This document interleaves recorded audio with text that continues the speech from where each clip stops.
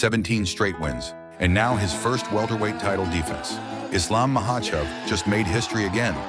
And somehow, this might be the worst news of his championship reign, because for the first time in a long time, Islam looked beatable. So what exactly did Ian Garry expose at UFC 330? According to Dana White, the answer is pretty simple.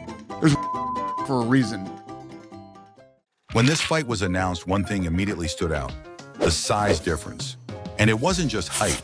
Garry had the reach advantage too. But during fight week, that size advantage suddenly didn't look so dramatic. Remember the face-off at the Rocky statue? There didn't seem to be much of a height difference. He was wearing high heels. No, it's regular shoes, nothing special. And that wasn't the only reason people felt confident about Islam. What happened the last time Islam fought a bigger welterweight? 5 rounds, total domination, and Islam was already a huge favorite in that fight. This time, against Garry, after completely dominating JDM, Islam entered the fight as an even bigger favorite. And Islam's game plan?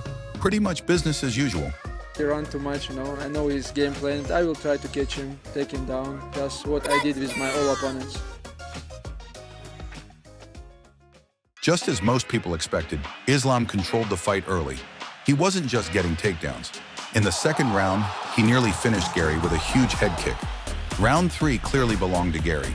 He started defending the takedowns, getting back to his feet, and repeatedly attacking Islam's body. Islam was still getting takedowns, but as the fight went on, he struggled to produce much effective offense. But in the final round, when it mattered most, the champion did exactly what champions do. Islam took Garry's back and controlled him until the final bell. Islam won, but this didn't look like the effortless control we had gotten used to seeing from him. At lightweight, once Islam got his opponents down, control, damage, and submission threats, everything came together. At welterweight, things are a little different. He completely dominated JDM but couldn't finish him, and Garry took it one step further.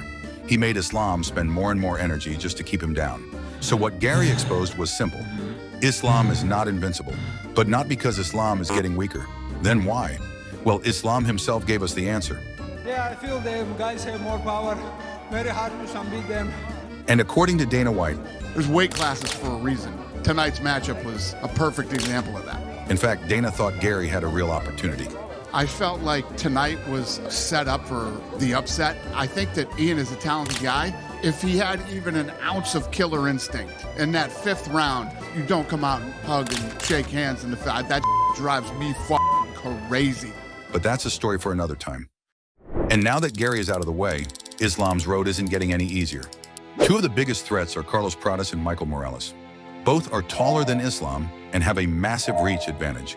And both guys just watched Islam struggle to keep Garry down, something we rarely saw in the past. It might seem small, but psychologically, that could change everything. That said, whether either of them can defend takedowns as well as Garry did is another question. But honestly, isn't that what makes this fun? Champions are usually judged by how well they protect their belt. That's what champions are supposed to do. When Khabib and Islam ruled lightweight, sometimes the biggest question was simply, can somebody please beat this guy?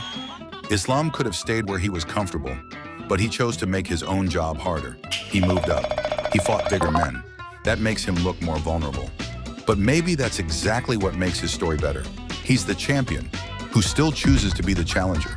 Khabib retired undefeated at 29-0, one of the greatest to ever do it. But Islam says 17 straight wins aren't enough. He wants at least 20, and if he gets there, across 2 divisions, we might finally have to stop calling it a debate